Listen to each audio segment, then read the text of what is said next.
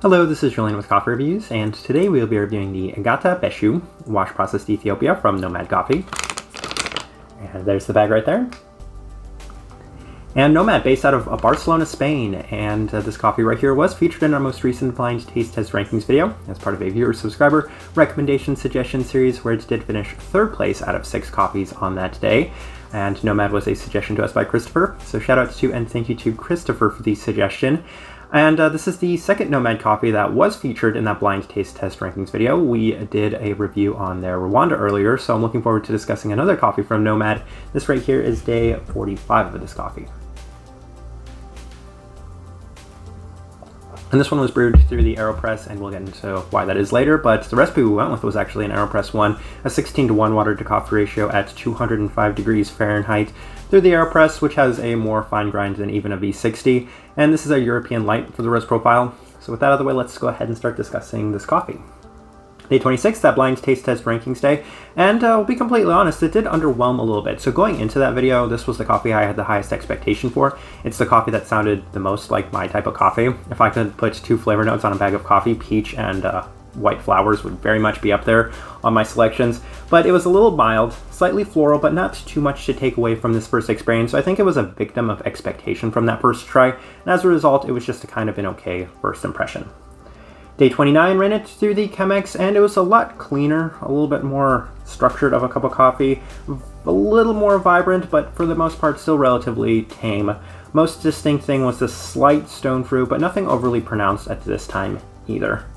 Day 32, the coffee run through the V60, and as it cooled down, it opens up ever so slightly. So still not to a point where there's anything that's overly pronounced, but at the same time, there's a slight floral honey that's more present in this cup of coffee in the cooler stages.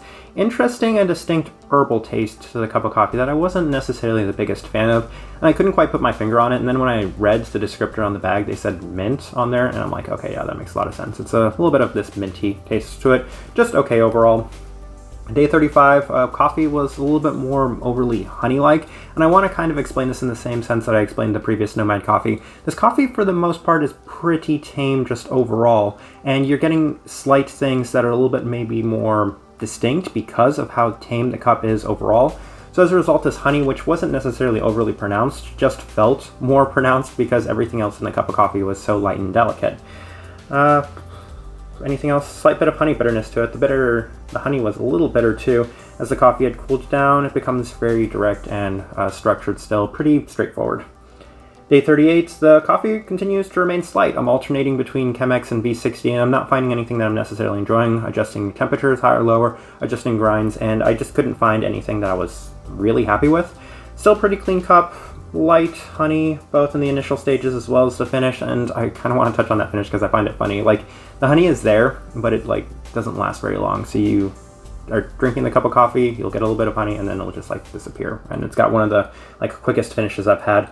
Floral and herbal florals in this cup of coffee. So interesting. Day 39 was the day we ran it through the AeroPress, and this was my favorite cup of coffee because it's a lot more peach forward and a little bit sweeter. So I'm very curious to see what the tasting wheel looks like, as I made it with a V60, and I probably should have made it with the AeroPress since the AeroPress was the way I enjoyed it the most. But it lost a little bit of its herbality, and it was a little bit more of a clean floral, so more floral, more sweet, more peachy. That's probably why I liked it best to do the AeroPress. Best cup to that point. And then day 42, one more day through the V60, and it just maintains this really tame base to it. Honey comes through and is definitely part of the finish, but for the most part, the coffee feels like it's lost a little bit of its luster even on day 42. All right, let's go ahead and put up this tasting wheel so we can see what we're getting. And I'm very much looking forward to seeing how I charted everything on this tasting wheel. So let's take a look. We have 1 level for the cleanliness. I can 100% agree with that. It's a pretty clean cup of coffee, if not just a little too tame for me. But the sweetness at a level 3. With the AeroPress, yeah, I feel like whenever I made this, or whenever I made this, it's probably being generous. It's probably on the lower side of that level 3, maybe the higher side of the level 2, but for the most part, I don't necessarily agree with that. I'm not sure why I charted it as high as I did. Let's see, florals 3. I can agree with this in the sense that nothing here is too overly pronounced. A little bit of savoriness, yeah, that's from that pretty distinct herbality. A little salty, yeah, it's actually a little salty. Spice, florals. I mean, we have so many level 3s here. Almost everything is at a level 3. The only thing we have at a level 1 is the berry fruit, and I mean, there's no berry throughout the time drinking this cup of coffee. A little acidic. I think the thing I really want to focus on is that sweetness and the finish, because the finish I can agree with at a 3. But the sweetness, I think I would still probably bump that down. So I'm arguing with my own tasting wheel, but for the most part, yeah, it's just felt a little neutral as a whole. So I think that that's a pretty decent representation, maybe with one adjustment on the sweetness.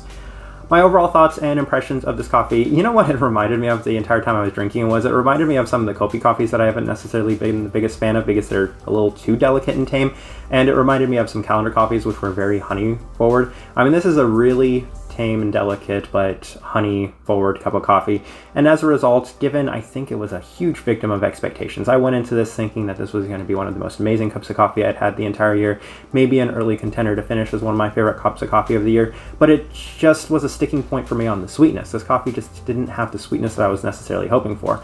And I think going into coffees, it's kind of a prerequisite for me to have at least a level 4 on the sweetness, because that tends to be my favorite thing. My 3 favorite things from coffee are clarity, sweetness, and then of course the flavor, typically some sort of fruity or floral note coming from it. But given that I was lacking everything but the clarity in this cup of coffee, I just don't think it was necessarily my favorite, and it's going to be interesting. I'm going to try some more Nomad coffees in the future. I'm really hoping that there's going to be that shop that carries Nomad here, so I can try something that might be a little bit more my flavor profile, a little bit more enjoyable for me. But it's kind of interesting that neither of these two Nomad coffees were ever the most lively or pronounced thing for me, and I don't know if that's the way Nomad coffees are. Maybe that's the way they are, and maybe I got them right, but it's entirely possible that I just couldn't figure out these coffees for whatever reason.